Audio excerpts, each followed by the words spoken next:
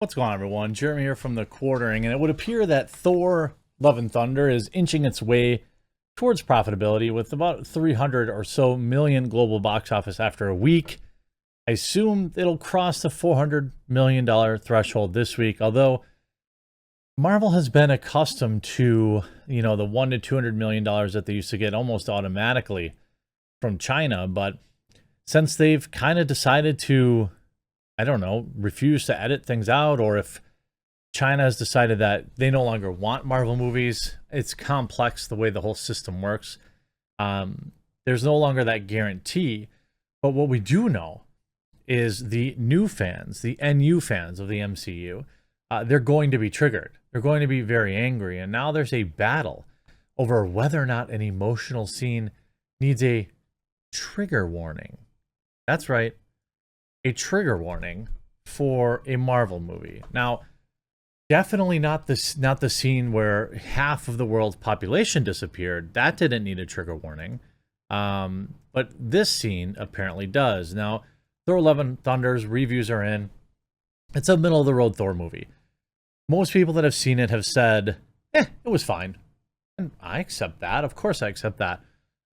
People who are probably more, have a more discerning eye or are more picky about movies, they seem to have issues with pacing and other things of this nature. But overall, it was a middle-of-the-road Thor movie based on the critics and audience reviews alike. But now we have Thor 4 fans demand trigger warning for a scene get called stupid. Well, Marvel Cinematic Universe fans have already stormed Thor: Love and Thunder to the top of the box office. Some of them are freaking out about one particular scene. Some outraged viewers are petitioning Marvel to issue a trigger warning for, quote, an atrocious moment featuring a major character. The brewing backlash has already resulted in some other Marvel diehards dragging the more fragile fans for being, quote, stupid. Well, yeah, I would expect that. In a pivotal scene from the new box office blockbuster, Natalie Portman's character, scientist Jane Foster, receives startling news that she has the big C before donning a superhero suit and becoming the mighty Thor. There is a plot point in the movie showing Jane undergoing treatment for her illness, and some fans are demanding a warning disclaimer added for future showings. What? What? Now, I don't know what the exact percentage of bots are on Twitter, but I would assume that's very, very large.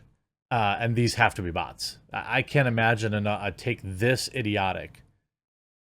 The offended parties argue that the scene could be harmful to some who have cancer or know loved ones who have. It's a superhero movie. No spoilers, but Thor: Love and Thunder should have a trigger warning for its graphic depiction of fighting cancer, and the fact that we didn't know, and that we didn't know that going in is, quote, atrocious. Another person chimed in, people's reactions to the suggestion of trigger warnings for Thor truly make me realize how cold and disgusting and cruel humans can be. Maybe don't watch movies or ever go outside or watch television shows or talk to anybody or leave your home. For one, I don't think I would, trigger warnings, for example, are mini spoilers in and of themselves. Even when I see it on like Stranger Things, like, ooh, trigger warning, there's smoking in it. Oh God, thank God I know.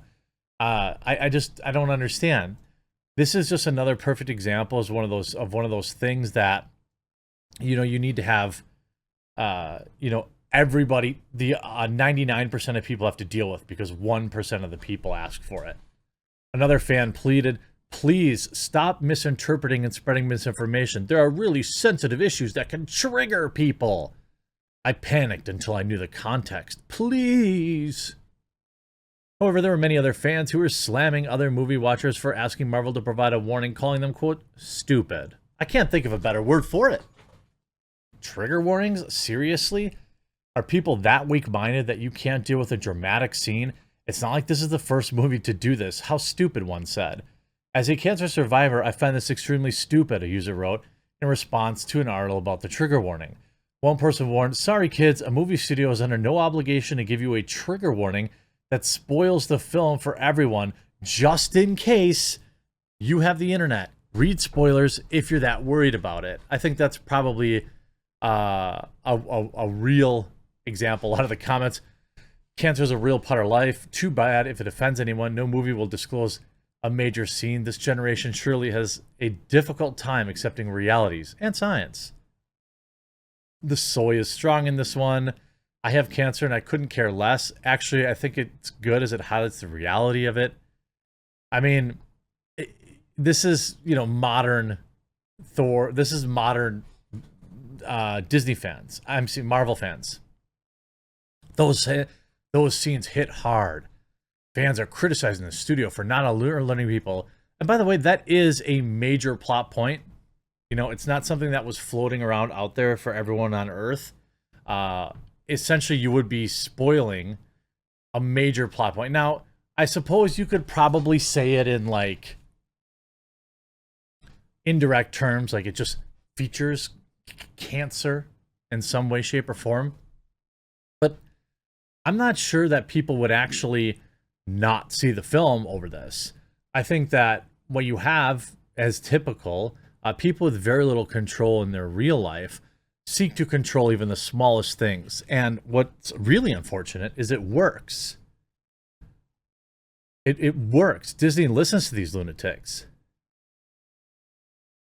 You could see, if you're planning to see Thor: Love and Thunder and are sensitive to cancer or cancer treatment, it's an extremely prevalent theme and plot driver in the movie, one viewer warned, adding, prepare yourself and take care of yourself if you need to. Who are these people? Wasn't like one of the something under the stars or something about some love story where one of the people was dying, like the entire... What would they even do in that movie? Another viewer said, no spoilers, but it should have a trigger warning. If you have a medical or cancer triggers, I do some light Googling on the plot before deciding to see it or not. With one person stating, I knew in the comics that Jane had cancer. It's been mentioned many times since this movie was announced, and yet the cancer scene still hit hard. Prepare yourselves if you've lost anyone. Look, I understand being caring. And, for example, if I had had somebody pass away close to me, like in the last 7 minutes of it, maybe I wouldn't want to go see a movie about it. I've seen what it does to people's bodies and families and friends, and it's not good. It's awful. But again, it's a Marvel movie.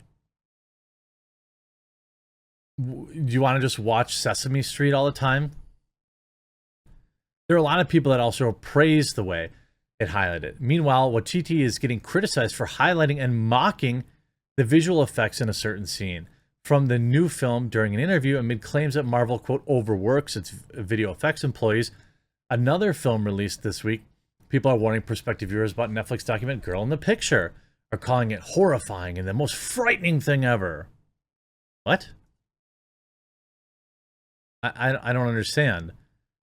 You see Taika Waititi criticized for highlighting video effects error in new Marvel movie Thor: Love and Thunder. Well, he's not allowed to point out a mistake. He says, does it need to be more blue? He adds it, pointing at Hemsworth Thor. Well, does he look real? None of us do, Thompson replies, stating that something looks very off about her character Valkyrie.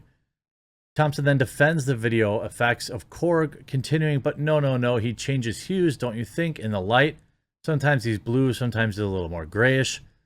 While many have argued that Waititi is joking, his comment regarding the film's visual effects have generated controversy due to the fact that Marvel Studios has repeatedly been criticized for not supplying video effects artists with great working conditions. Quote, is that Taika Waititi video with him making fun of the video effects, though? What was he thinking? Like, bro, it's your movie, and you're the one throwing the video effects team under the bus? One person responded, the video went viral. I mean, yeah, you probably, the buck literally stops with you. If you didn't like how it looked, you have all the power to fix it. But again, who's offended by this? I don't know. Children? I can't imagine any real person. If you don't like it, by the way, nobody forces you to work video effects for Marvel. And my guess is most of the employees there, just like all these articles that get written about game developers and crunch and whatnot, just like them, there's probably 3 people that complain, and the rest of them are really happy to be working their dream job. But journalists got a journalist. I hope you enjoyed this video. We'll talk to you again real soon.